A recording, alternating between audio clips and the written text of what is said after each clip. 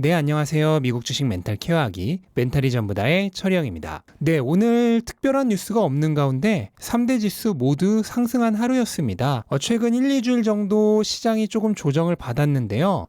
이게 단순히 하루 정도 반등이 나온 건지 아니면 조정을 끝내고 다시 상승으로 돌아서는 건지 오늘 하루의 결과만 보고 확답을 내기는 조금 어렵고요. 확실한 것은 9월은 분위기가 늘 뒤숭숭하기 때문에 시장의 조울증이 평소보다 훨씬 심합니다. 그래서 내일 또 어떻게 될지는 내일이 돼봐야 알 것 같습니다. 네, 오늘 시장을 한번 살펴보면요. 구멍이 숭숭 뚫린 신발로 전 세계인들의 마음을 사로잡은 크록스가 어제 신고가를 달성하면서 8% 넘게 상승한 이후에 오늘 또 추가적으로 상승을 했습니다. 어제 열렸던 인베스터데이에서 크록스는 향후 5년 동안 매년 20% 가까이 성장할 것이라는 예상을 했고요. 또 2021년에 대한 가이던스도 60에서 65%의 매출 성장을 그대로 반복을 했습니다. 또한 올해 조정 영업이익률도 거의 25%가 될 것이라는 예상을 했습니다. 거기에 추가적으로 자사주 매입에 대한 얘기도 했는데요. 우선 3분기까지 5억 달러의 자사주 매입을 완료를 할 거고 또 추가적으로 연말까지 5억 달러를 더 자사주 매입해서 총 10억 달러의 자사주 매입을 할 거라는 얘기를 했습니다. 이 소식 때문에 어제 오늘 이틀 동안 10%가 넘게 상승을 했는데 이게 아니더라도 크록스는 올해 정말 미친 듯이 계속 상승을 해왔습니다. 무려 140%나 올랐고요.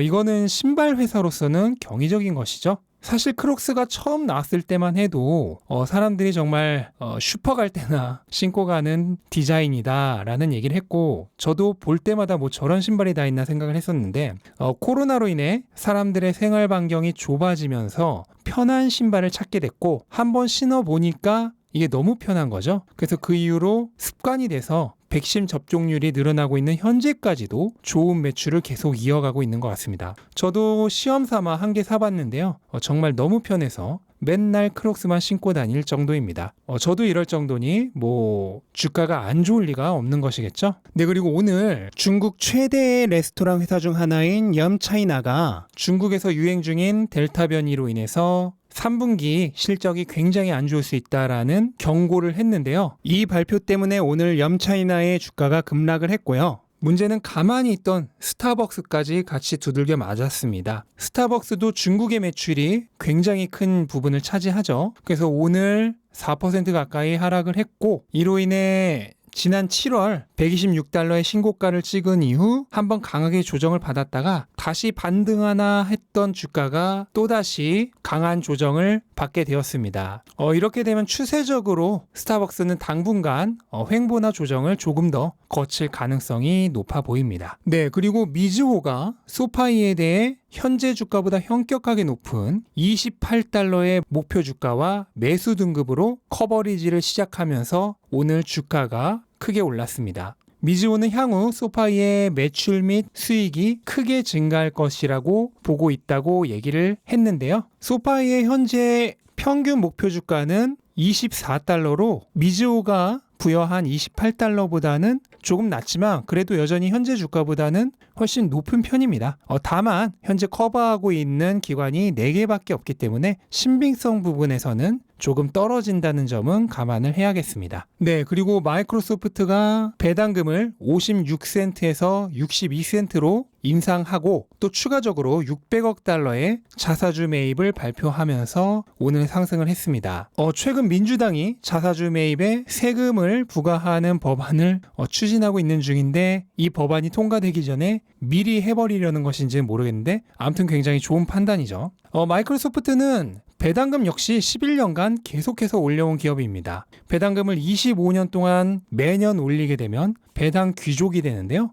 마이크로소프트의 뛰어난 현금 흐름을 생각했을 때 뭐 충분히 가능하지 않을까 생각을 하고 마이크로소프트의 배당 수익률은 현재는 1%가 채 안 되는데요. 그거는 배당이 적어서라기보다는 주가가 너무 계속 오르고 있기 때문입니다. 배당 수익률 몇 프로 오르는 것보다 원금인 주가가 오르는 게 당연히 더 좋은 거죠. 어쨌든 이 뉴스 덕분에 오늘 주가는 신고가 근처까지 상승을 했고 최근 3주 정도 충분히 기간 조정을 거쳤기 때문에 여기서 신고가를 돌파하고 오르기 시작한다면 다시 상승세를 이어갈 가능성이 높아 보입니다. 네, 그리고 페이스북이 자사의 SNS인 인스타그램이 10대들에게 안 좋은 영향을 미칠 수도 있다는 사실을 알고 있었음에도 공개하지 않았다고 월스트리트 저널을 통해서 보도가 나오면서 오늘 주가 흐름이 조금 안 좋았습니다. 뭐 이거는 그 자체로는 페이스북의 수익성에 어떠한 영향도 끼치지 않지만요. 다만 최근 ESG가 굉장히 중요시되는 분위기에서 회사의 ESG 지수를 떨어뜨리는 소식이기 때문에 오늘 주가가 좀 안 좋은 거죠.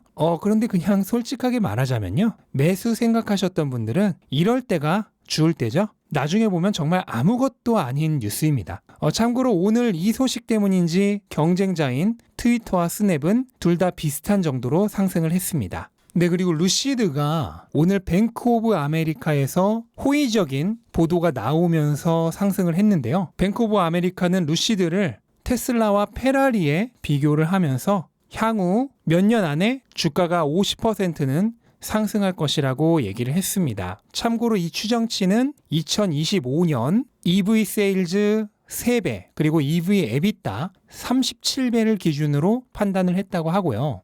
이거는 전기차 회사로서는 굉장히 보수적인 밸류에이션이죠. 제 생각을 말씀드리자면 만약 루시드가 2025년에도 훌륭하게 살아남는다면 50%가 아니라 훨씬 더 오르겠죠. 문제는 살아남느냐 아니냐에 달려 있는 거고요.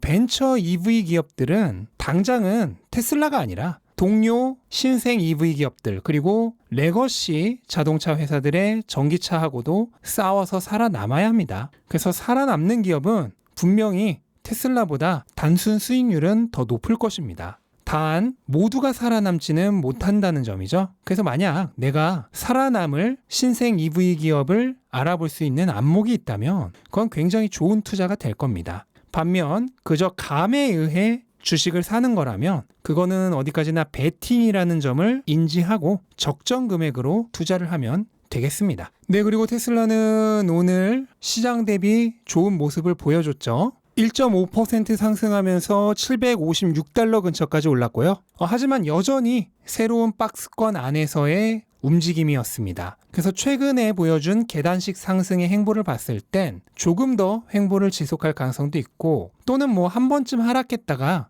추세선을 밟고 올라가는 계단식 상승을 계속할 가능성도 있어 보입니다. 근데 뭐 단기적인 흐름은 이제 걱정하시는 분들 별로 없겠죠. 그리고 요즘 아크가 계속 테슬라를 팔고 있고요. 또 이런 류의 뉴스 기사까지 뜨고 있는데요. 최근 테슬라를 매수하신 분들을 위해서 다시 한번 설명을 하겠습니다. 아크는 테슬라의 보유 비중을 10% 선에서 맞추고 있습니다. 그런데 지금 세계 펀드에서 다 10%가 넘어가요. 특히 ARKQ 같은 경우에는 무려 12%가 넘습니다. 그래서 지금처럼 테슬라 주가가 계속 오른다면 이 비중은 앞으로도 더 높아지겠죠. 그러니까 아크는 앞으로도 계속 테슬라를 팔아야만 합니다. 이거는 그냥 기계적인 매도고요. 뭐 아크가 테슬라 팔기 시작했네 어쩌네 이런 거에 속지 않기를 바랍니다. 뭐 예전부터 테슬라를 가지고 계신 분들이라면 이미 다 알고 있는 얘기겠지만요. 네, 그리고 FSD의 베타 10이 드디어 미국 외 국가에서도 테스트를 하고 있다고 하는데요. 일단 캐나다의 토론토에서도 현재 FSD 베타를 이용한 주행 영상이 올라왔고 그리고 이 뉴스에는 나오지 않았지만 유럽의 일부 국가에서도 현재 베타 테스트를 시행 중이라고 합니다. 그래서 이제 본격적으로 글로벌하게 테스트를 시행하고 있는 것 같고 근데 아직 한국에서 테스트를 했다는 소식은 못 들어본 것 같은데요.